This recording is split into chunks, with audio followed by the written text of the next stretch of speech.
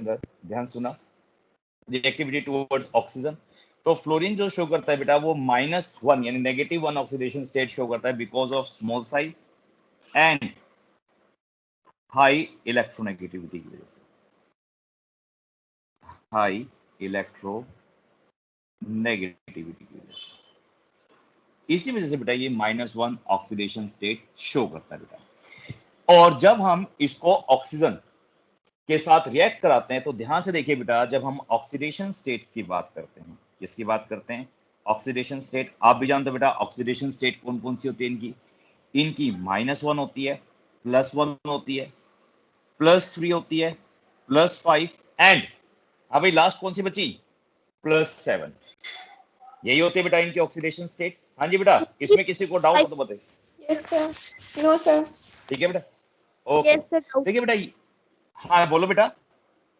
Sir इनकी +5 और +7 की होती है, उसमें तो बहुत ज्यादा इलेक्ट्रॉन लूज करने के लिए एनर्जी रिक्वायर होती है।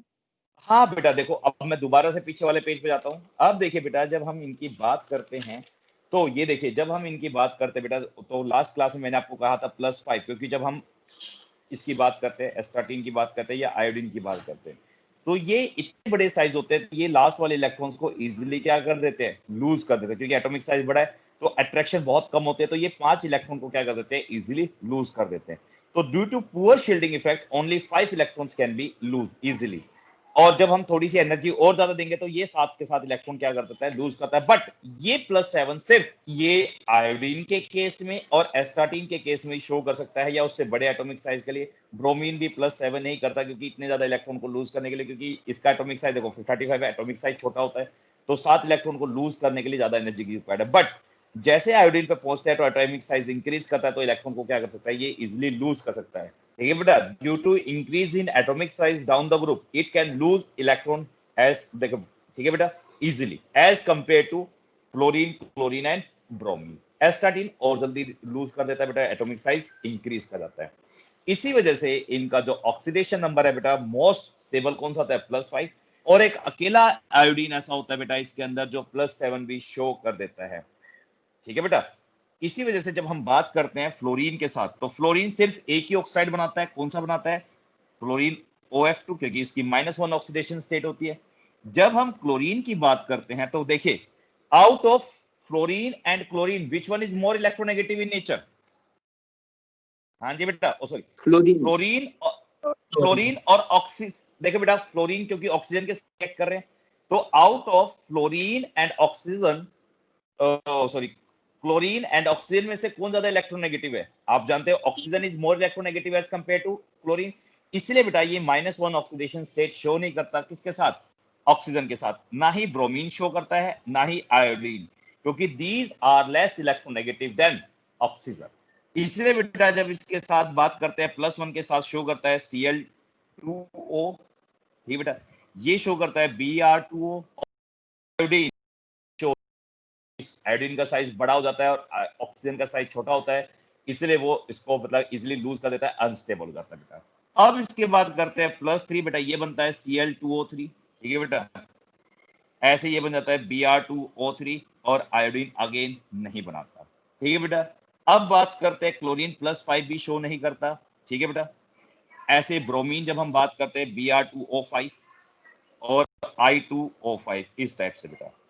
ठीक बेटा, आयोडीन I2O7 बनाता है एंड ब्रोमीन नहीं बनाता। But as oxygen is more electronegative in nature, oxygen क्या है, इलेक्ट्रोनेगेटिव इन नेचर है, तो ये क्या करता है, क्लोरीन को स्ट्रांगली होल्ड करके रखता है बेटा, और ये फॉर्मेशन करता है Cl2O7 की।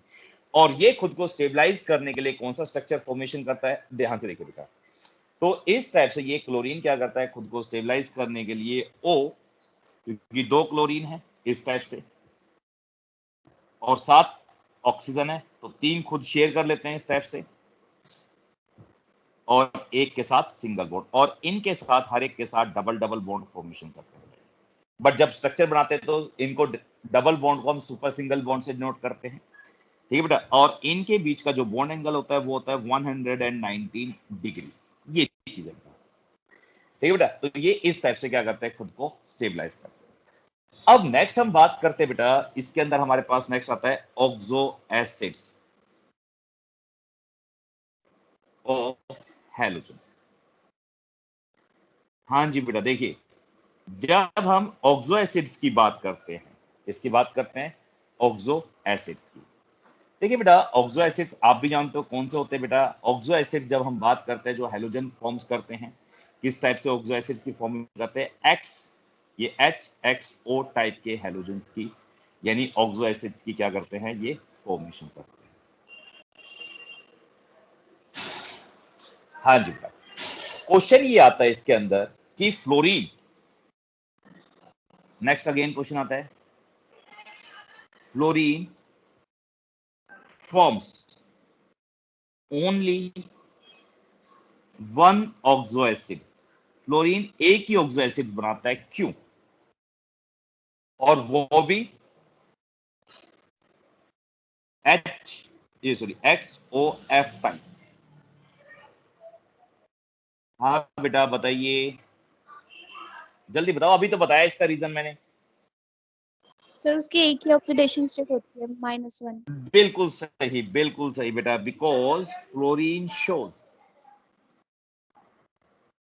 Only -1 oxidation state. इसी वजह से बेटा ये एक ही ऑक्सो एसिड फॉर्मेशन करता है, उससे ज्यादा ऑक्सो एसिड फॉर्मेशन नहीं करता। ठीक है बेटा, अब इसी के साथ बात करते हैं कौन कौन से ऑक्सो एसिड बनाता है फ्लोरीन। देखिए बेटा, fluorine, chlorine, bromine and iodine. ठीक है बेटा, और इनको क्या नाम दिया जाता है, इनके नेम्स, IUPAC नेम या जर्नल नेम्स की बात करते हैं, और ऑक्सीडेशन स्टेट्स क्या होती है।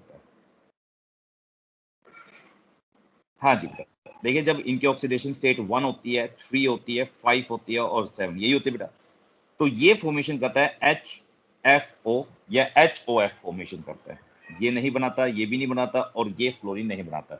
और इस टाइप के ऑक्सो एसिड्स को कहा जाता है बेटा हाइपो हेलोएस या फ्लोरस एसिड। ठीक है बेटा, और यहाँ पे क्लोरीन है तो हाइपोक्लोरस एसिड, ब्रोमीन है तो हाइपोब्रोमस एसिड, और आयोडीन है तो हाइपो आयोडस एसिड। ठीक है बेटा, तो इसका सिलेबस में, जो हमारे सिलेबस में, वो क्लोरीन के लिए बहुत इंपॉर्टेंट है। स्ट्रक्चर ऑफ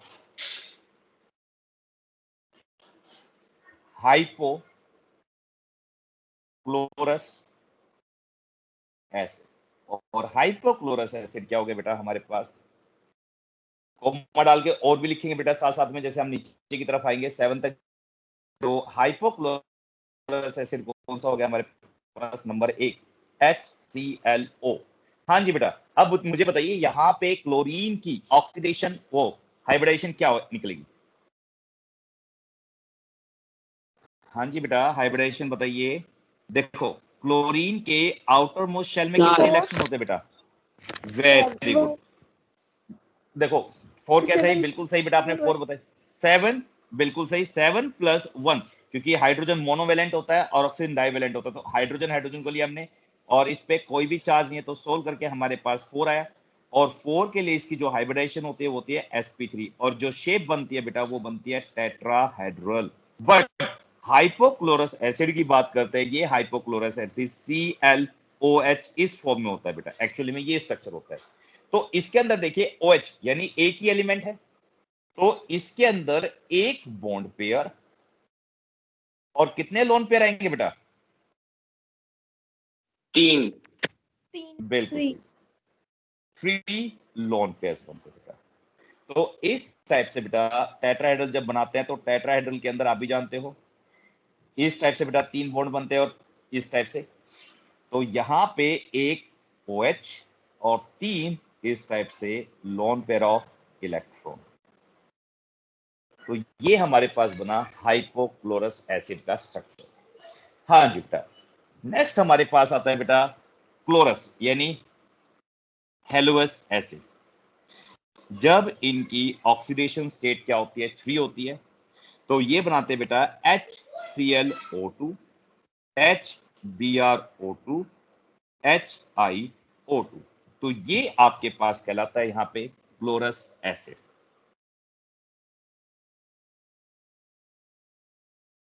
ये फर्स्ट, ये ए पार्ट, ये बी पार्ट। हाँ जी, क्लोरस एसिड। हाँ जी बेटा, क्लोरस एसिड के लिए हाइब्रिडेशन बताइए क्या बनेगी?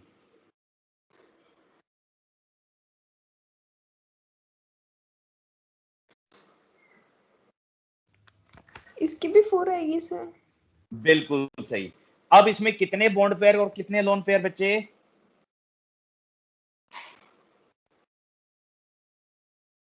हाँ जी बेटा, हाँ बोलो बोलो।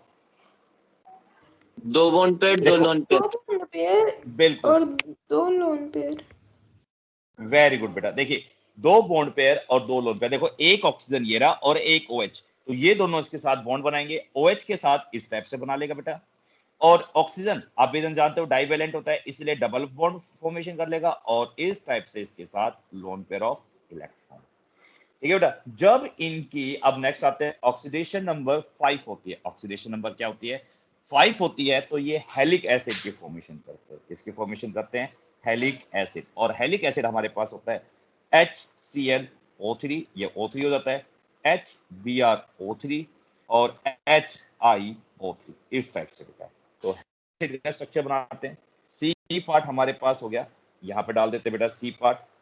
हाँ जी बेटा, तो ये हमारे पास कहलाता है क्लोरिक एसिड। यहीं पे बना देते हैं बेटा क्लोरिक एसिड। स्ट्रक्चर HClO3 और O2ClOH, इस टाइप से बेटा। इसको ब्रैकेट में डाल देते हैं। तो इस टाइप से बेटा एक तो हमारे पास OH आ जाएगा और 2 डबल बॉन्ड और एक lone pair of. 3 bond pair 1 lone pair. Very good बेटा, 3 बॉन्ड पेयर और एक लोन पेयर बनता है इसमें। और लास्ट हमारे पास होता है बेटा पर हेलिक एसिड, जब इसका ऑक्सीडेशन नंबर 7 होता है, पर हेलिक एसिड। अब अगेन बेटा क्लोरीन और ऑक्सीजन मोस्ट इलेक्ट्रोनेगेटिव होते हैं, इसलिए इनकी स्टेबिलिटी इजीली होती है। ये Cl4Br नहीं बनाता। आयोडीन बिगर एटॉमिक साइज होने की वजह से हेलिक एसिड की पर हेलिक एसिड फॉर्मेशन कर लेता है बेटा। तो पर हेलिक का स्ट्रक्चर यहां बना देते हैं हम, तो पर क्लोरिक बॉन्ड एसिड बन पेयर आ जाएगा। जाएंगे। बिल्कुल से चारों के चारों क्या आएंगे बेटा हमारे पास बॉन्ड पेयर पर क्लोरिक एसिड। तो Cl OH, एक डबल बॉन्ड, दूसरा डबल बॉन्ड और तीसरा डबल बॉन्ड, इस टाइप से। ठीक है बेटा। अब मुझे बताओ, अब देखिए क्वेश्चन ये आता है CBSE बोर्ड में, देखो बेटा कंपटीशन में आता है। इनकी बात करते हैं, देखो जब इसकी बात नहीं करते, हम सिर्फ इनकी बात करते हैं, तो इन तीनों में से सबसे जल्दी हाइड्रोजन को कौन रिलीज कर देगा? HIO। HIO क्यों करेगा बेटा? HClO4। नहीं, देखो यहाँ पे बात करते हैं बेटा, देखो ये क्लोरीन जो जितना इलेक्ट्रोनेगेटिव इन नेचर होगा, ध्यान से सुना, जितना इलेक्ट्रोनेगेटिव, अब ये ऑक्सीजन से कनेक्ट है, ये क्लोरीन ऑक्सीजन से करेगा। Lone pair of. हाँ जी बेटा, देखो इलेक्ट्रोनेगेटिव रिपल्शन इन नेचर, ज्यादा होगी इसमें। हाँ जी बेटा, तो ये इलेक्ट्रॉन ले लेगा और जल्दी जल्दी हाइड्रोजन को रिलीज कर देगा। तो इन तीनों में से जब हम एसिडिक कैरेक्टर की बात करेंगे, किसकी बात करेंगे?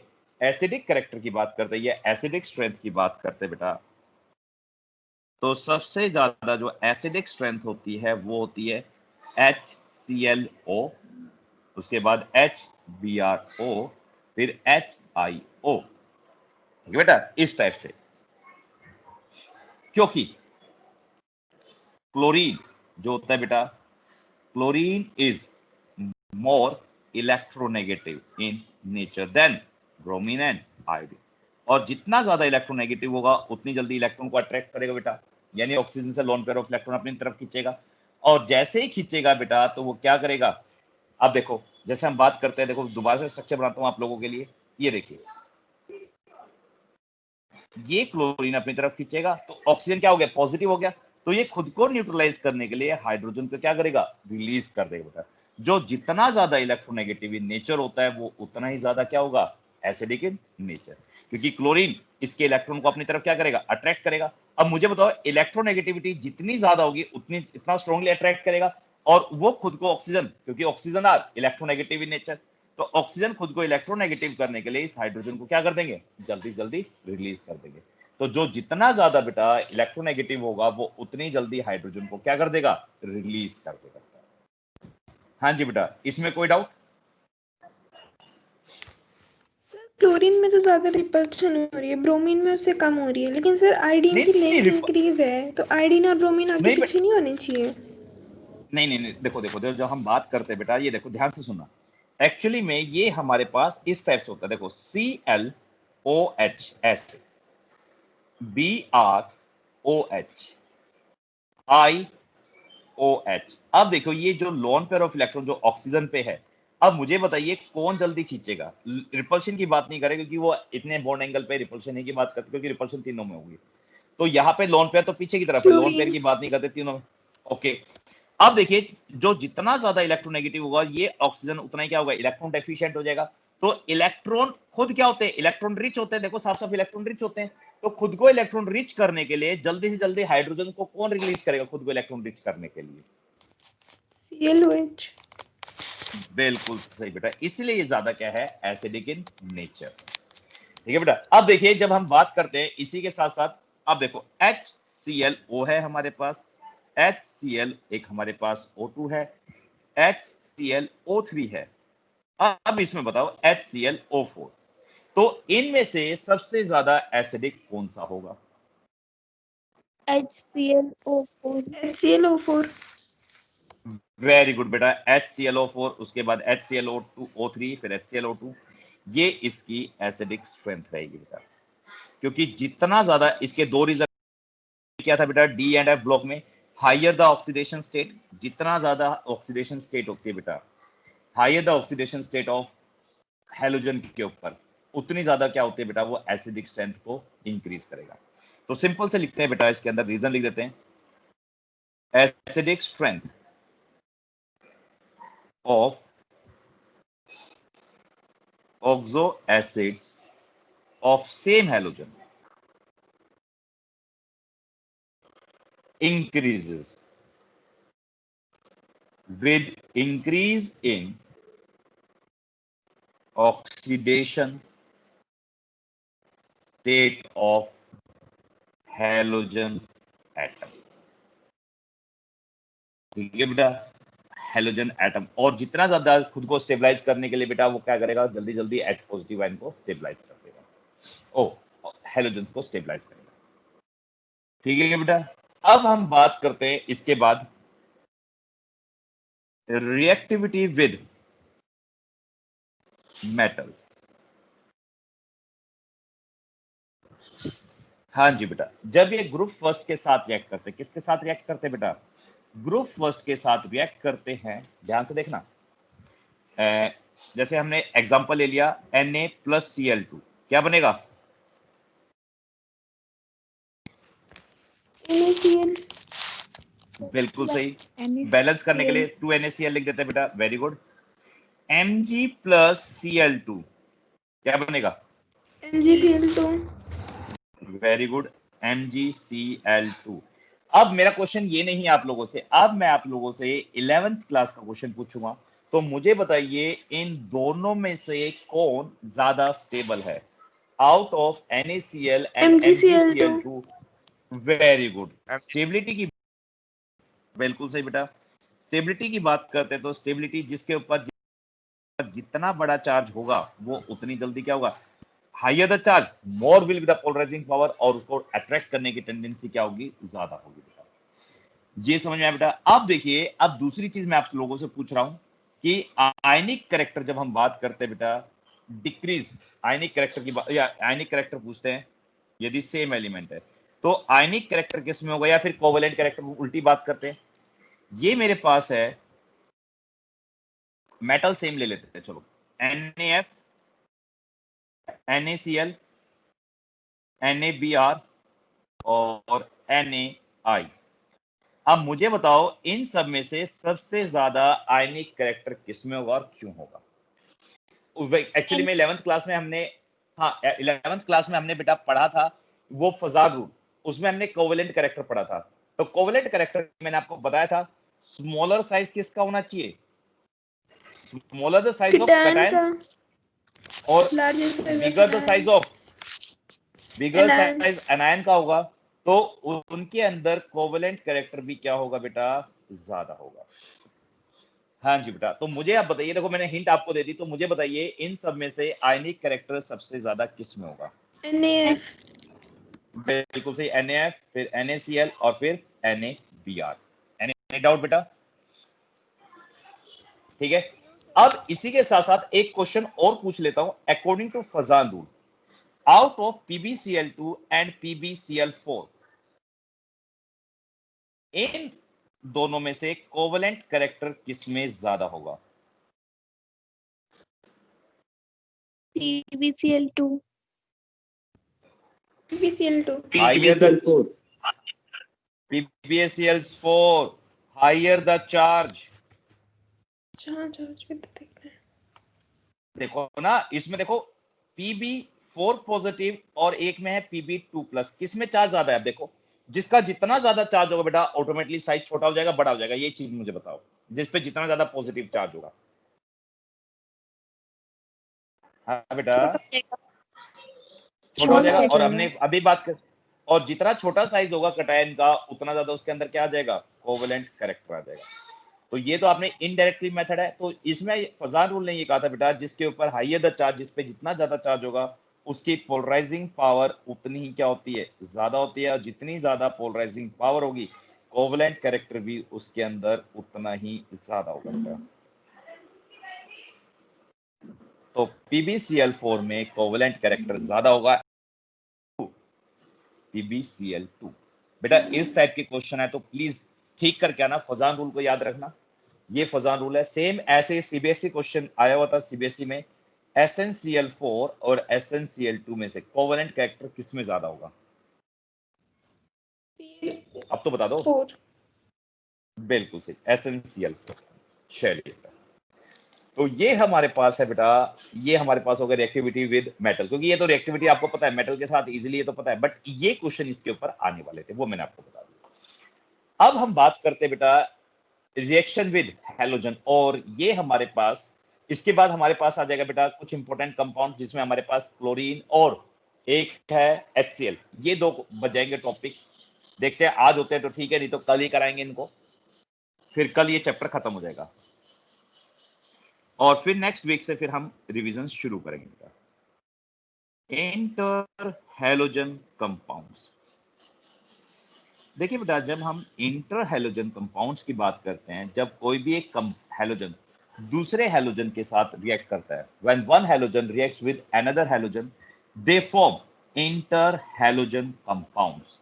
ठीक है बेटा, जब कोई भी एक हैलोजन दूसरे मेंबर्स के साथ, दूसरे हैलोजन मेंबर्स के साथ क्या करता है? रिएक्ट करता है, तो वो फॉर्मेशन करता है इंटर हैलोजन कंपाउंड्स। हाँ जी, तो कैसे लिखेंगे? Halogen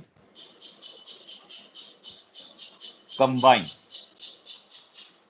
amongst themselves to form a number of compounds known as interhalogen compounds। उनको हम इंटरहैलोजन कंपाउंड्स कहते हैं बेटा।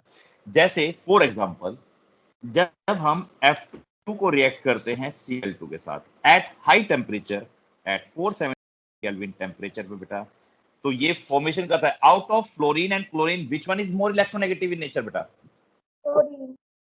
फ्लोरीन, बिल्कुल सही।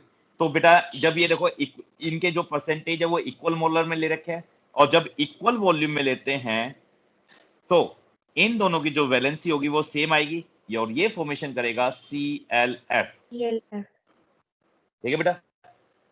अब ऐसे देखिए, जब इसको मैं Cl2 प्लस F2 के साथ रिएक्ट करता हूं एट 573 केल्विन टेम्परेचर, और यहां पे मैंने फ्लोरीन को एक्सेस में रखा हुआ है और 3, अब मुझे बताइए क्या बनेगा इसके अंदर? देखो बैलेंस भी करने साथ में, वेरी गुड। अरे 3 बेटा, F6 वैलेंसी। और बेटा ऑक्सीडेशन नंबर तो देखो, ऑक्सीडेशन नंबर 1 होता है, 3 होता है, 5 होता है, 7 होता है, 6 तो होता ही नहीं। ये ऑक्सीडेशन नंबर तो जरूर याद रखना बेटा। ठीक है, ऐसे बेटा जब हम क्या करते हैं, ब्रोमीन के साथ रिएक्शन कराते हैं, देखिए Br2 प्लस F2 और 3F2। अब यहाँ पे मैंने फ्लोरीन को एक्सेस ले लिया, ठीक है बेटा। अब देखो इस टाइप से पेपर में रिएक्शन किया, Br2 प्लस 5F2 ले लिया। हाँ जी बेटा, इन दोनों रिएक्शन को कंप्लीट कीजिए।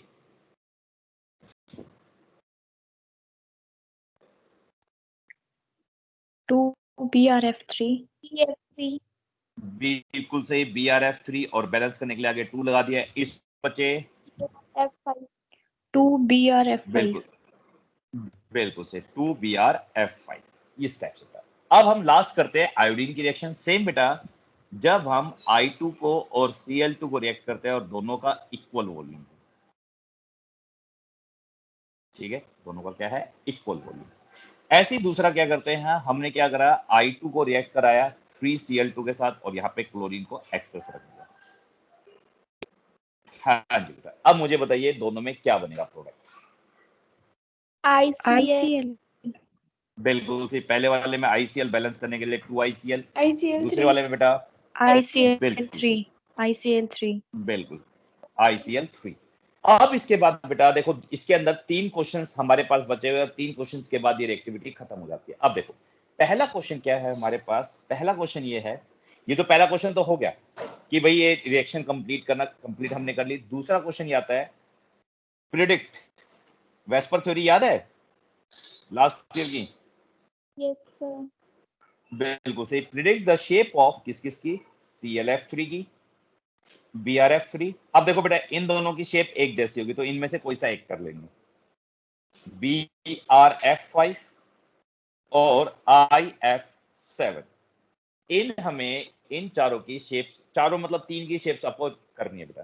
तो सबसे पहले हम ClF3 की बात करते हैं। तो मुझे बताइए ClF3 की क्या शेप होगी, क्या हाइब्रिडाइजेशन होगी? सबसे पहले कितने लोन पेयर कितने बॉन्ड पेयर, क्योंकि हम डायरेक्टली शेप बनाएंगे अब इसकी। 3 hybridization 3 बॉन्ड पेयर 2 कन्फर्म 3 आएगी लोन बेटा। पेयर हाइब्रिडाइजेशन बेटा इसकी आएगी 5 5। 3 बॉन्ड पेयर हाँ 2 जी, लोन जिसमें पेयर 3 लोन, बिल्कुल सही, 3 3 बॉन्ड बॉन्ड पेयर पेयर और 2 2 लोन पेयर लोन पेयर। और हाँ जी बेटा, और देखिए जब आप बात करते हो बेटा तो इसके अंदर इस टाइप से बनती है ट्राइगोनल बाइपिरामिडल 5 के लिए। अब मुझे बताइए इसके अंदर जो 2 लोन पेयर पुट करने हैं उनको इस 90 यानी एक्सियल बॉन्ड पे पुट करोगे या इक्वेटोरियल बॉन्ड्स पे पुट करोगे? axial एक्सियल नो बेटा, इक्वेटोरियल पे पुट करेंगे 90 डिग्री पे। देखो इसमें इक्वेटोरियल 120 पे पुट सर करते हैं एक्सियल क्योंकि की ये लेंथ 90 डिग्री इंक्रीज होता नहीं है। होगी बेटा लेंथ तो इंक्रीज होगी, वो लेंथ को क्यों इंक्रीज करते हैं, रिपल्शन को कम करने के लिए। अब लोन पेयर भी यहां लगा दोगे तो और ज्यादा रिपल्शन हो जाएगी, तो मॉलिक्यूल क्या हो जाएगा, और ज्यादा अनस्टेबल हो जाएगा। तो खुद को स्टेबलाइज करने के लिए वो लोन पेयर बेटा 120 पे पुट करते हैं जिससे रिपल्शन कम हो। इसी वजह से बेटा जो क्लोरीन होता है इसकी जो शेप आती है इस टाइप से, 2 लोन पेयर हम पुट करते हैं 120 डिग्री पे जिससे उनकी रिपल्शन क्या हो, बहुत कम हो जाए। ये तो पहले से इंक्रीज है, तो रिपल्शन को मिनिमाइज करने के लिए इस टाइप से इसकी शेप बन जाती है। और मुझे बताइए कौन सा इसकी शेप का नाम है, इंग्लिश का अल्फाबेट कौन सा दिख रहा है आपको? ये T T T T shape, T shape बिल्कुल इसलिए बेटा इसका नाम हो गया टी शेप। ऐसे सेम Brf3 है बेटा। अब मुझे बताइए क्या इसके अंदर जो तीनों बॉन्ड है क्लोरीन के, क्या ये इक्विवेलेंट है या अलग अलग है तीनों बॉन्ड्स? इक्विवेलेंट गलत, दीज आर एक्सियल बॉन्ड्स। और एक्सियल बॉन्ड्स की बॉन्ड लेंथ क्या होती है, क्वाइट हाइयर होती है, कुछ कुछ बड़ी होती है। और ये आपके पास इक्वेटोरियल है तो इसकी बॉन्ड लेंथ छोटी होती है। ये चीज याद रखना भाइयों, ये रेजोनेंस नहीं हो रहा, यहाँ पे डबल बॉन्ड नहीं है जिसकी वजह से इनकी बॉन्ड लेंथ सेम हो जाएगी। ये चीज याद रखना, ठीक है भाई। इसकी टी शेप आती है। अब इसके बाद हमारे पास होता है Brf5। हाँ जी बेटा, Brf5 हाइब्रिडाइजेशन कितनी आएगी?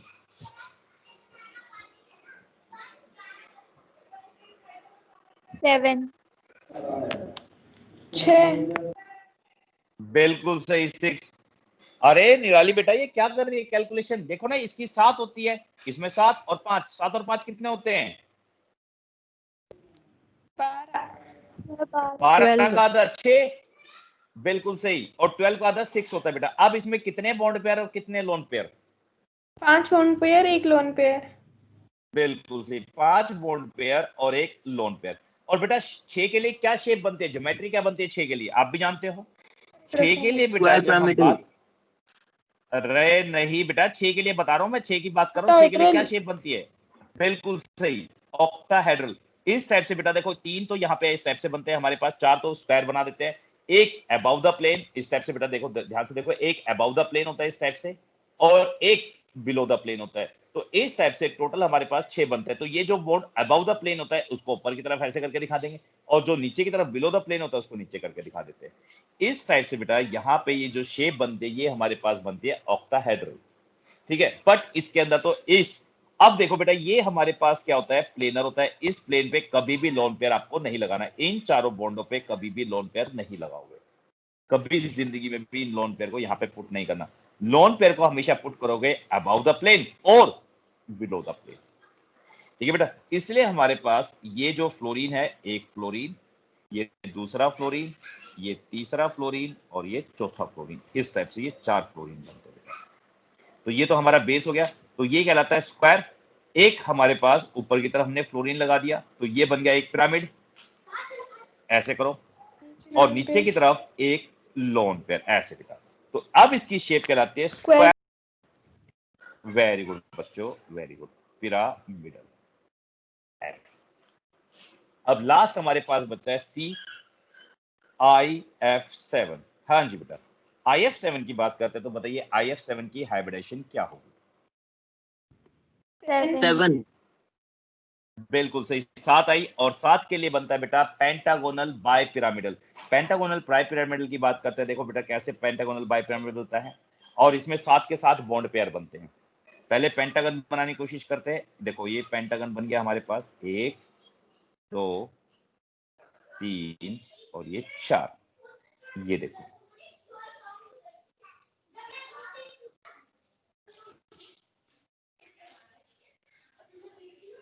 ठीक है बेटा, इस टाइप से ये हमारे पास पेंटागन बन गया, देखो पेंटागन बन गया।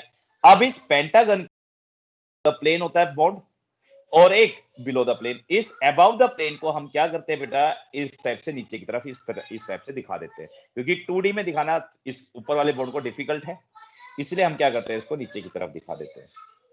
तो ये एक पिरामिड तो ऊपर वाला बन गया, तो ये हमारे पास बन गया पेंटागोनल, एक पिरामिड ऊपर, ऐसे एक बॉन्ड नीचे की तरफ होगा, तो कितने पिरामिड बन जाएंगे ऐसे हमारे पास, 2 पिरामिड, और इसी वजह से इसका नाम होता है पेंटागोनल बाय पिरामिडल, ठीक है बेटा, इसका नाम क्या होगा, पेंटागोनल बाय पिरामिडल। हाँ जी बेटा, इसमें कोई डाउट आप लोगों को? No sir. No sir. Okay बेटा, अब मुझे बताओ, आउट ऑफ, देखिए ध्यान से सुनना, क्वेश्चन ये है हमारे पास, और ये CBSE में कई बार क्वेश्चन आ रखा है कि जब हम बात करते बेटा आउट ऑफ हेलोजन्स, यानी हेलोजन्स की बात करते हैं, तो हेलोजन कौन से, जैसे हमने बात करी CLF की बात करते हैं और Cl2 की बात करते हैं, या फिर ओके इसकी बात करते हैं। आप भी जानते हैं बेटा ये हमारे पास क्या है, ये हमारे पास इंटर हेलोजन कंपाउंड्स है और ये हमारे पास क्या है, हेलोजन। तो मुझे बताइए इन दोनों में से कौन ज्यादा स्टेबल है।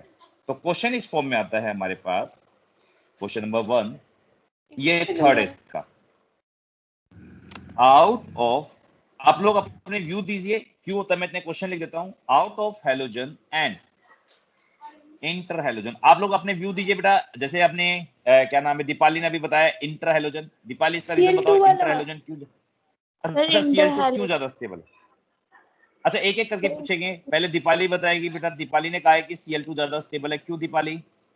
सर दोनों Cl है। चलिए दोनों Cl है बेटा। निराली आपने दिया था, किसी और ने दिया था दूसरा कि CLF इंटर हेलोजन ज्यादा स्टेबल है? बोला था सर, वो इसलिए क्योंकि फ्लोरीन का अब साइज स्मॉल है तो वो इजीली बाउंड कर पाएगा क्लोरीन से। ओके बेटा, चल चेक करते, हाँ जी बिल्कुल ठीक, आपका भी व्यू ठीक है। अब मैं इनके बाद बताता हूँ बेटा, देखो out of halogen and inter halogen which one is more stable and why, और दूसरा क्वेश्चन करके आता है कि जो ज्यादा बेटा जो अनस्टेबल होगा रिएक्टिव भी ज्यादा होगा, तो दोनों का क्वेश्चन एक ही है, तो दोनों मैं लिख देता हूँ, out of halogen and inter halogen compounds which one is which one is more reactive and why?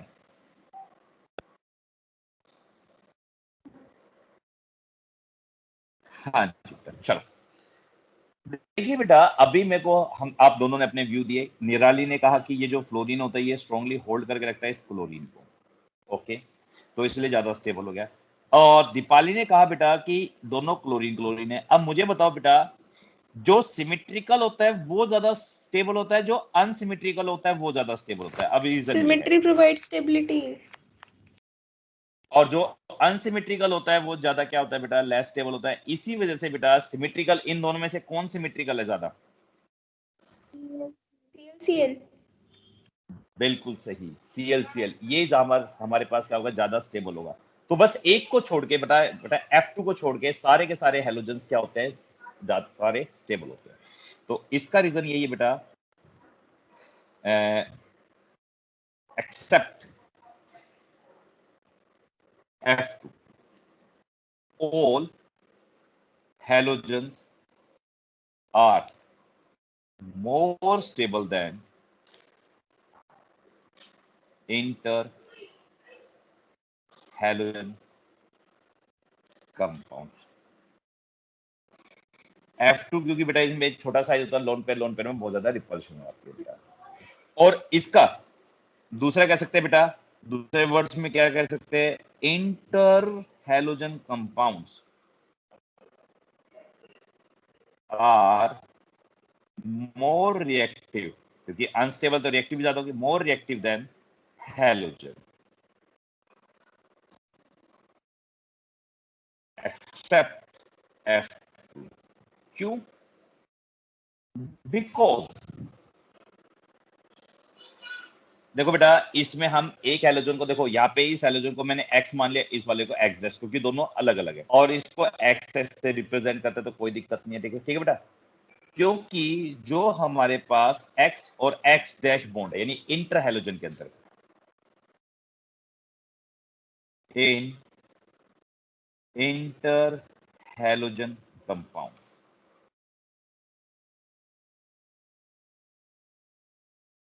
are weaker than XX bond in halogen. क्यों? Due to difference in electronegativity as well as symmetry, as well as have symmetry.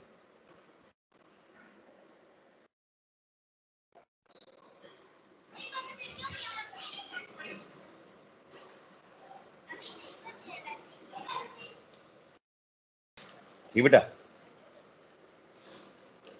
इन दो वजह से, क्योंकि इनमें क्या होता है? Inter halogen में बेटा डिफरेंस होता है किसका? इलेक्ट्रोनेगेटिविटी का, और दूसरी क्या बात है? एज वेल एज सिमेट्री इन हैलोजन। इसी वजह से बेटा ये क्या होते हैं? ज्यादा स्टेबल होता है किससे? इंटर हैलोजन कंपाउंड से। ठीक है बेटा? हाँ जी बेटा, हाँ या नहीं? ठीक है बेटा, समझ में आई वाला? अब इसके हम क्या करते हैं? कुछ एक रिएक्टिव, इसके बाद हम क्या करते हैं? इसकी कुछ रिएक्टिविटी पढ़ लेते हैं। एक दो रिएक्शंस बेटा देखो मैं बता रहा हूँ, एक दो रिएक्शंस आती है पेपर में इंटर हैलोजेंस के ऊपर। जैसे रिएक्टिव है तो क्या रिएक्शन आती है, और वो आयोडीन और ब्रोमीन की आती है। देखो, जब हम HCl को, सॉरी ICl को करें, ICl को जब हम वाटर के साथ ट्रीट करते हैं तो ये हमेशा फॉर्मेशन करता है बेटा, ध्यान सुनना, ये हमेशा ऑक्सो एसिड्स की फॉर्मेशन करेंगे। किसकी फॉर्मेशन करेंगे? Oxo acids. अब मुझे बताइए कि यहां वाटर के अंदर कितने ऑक्सीजन है, तो वही ऑक्सो एसिड्स की फॉर्मेशन करेगा। हाँ जी बताइए बेटा, कितने ऑक्सो एसिड? 1। तो एक ऑक्सो एसिड जो हमने बात करी, जिनके पास एक ऑक्सीजन होगा वो ऑक्सो एसिड बनेगा। तो कौन सा ऑक्सो एसिड बनेगा इसके अंदर इनमें से? फर्स्ट, जिसका ये फर्स्ट वाला, सेकंड वाला, थर्ड वाला, फोर्थ वाला? HIO। बिल्कुल सही, HIO बनेगा बेटा, फर्स्ट वाला बनेगा। इस टाइप से याद रखना बेटा, रिएक्शन रटने की जरूरत नहीं है इनके अंदर, ये बन जाएगा HIO प्लस, बच क्या गया बेटा? HCl और Cl। बिल्कुल सही, HCl बन गया, वेरी गुड बेटा, HCl बना। ऐसे बेटा जो दूसरे की बात करते हैं, HCl3 प्लस में 2H2O, HF7 IF7 प्लस में 6H2O और BrF3 प्लस 3H2O। हाँ जी बेटा, रिएक्शंस को कंप्लीट कीजिए।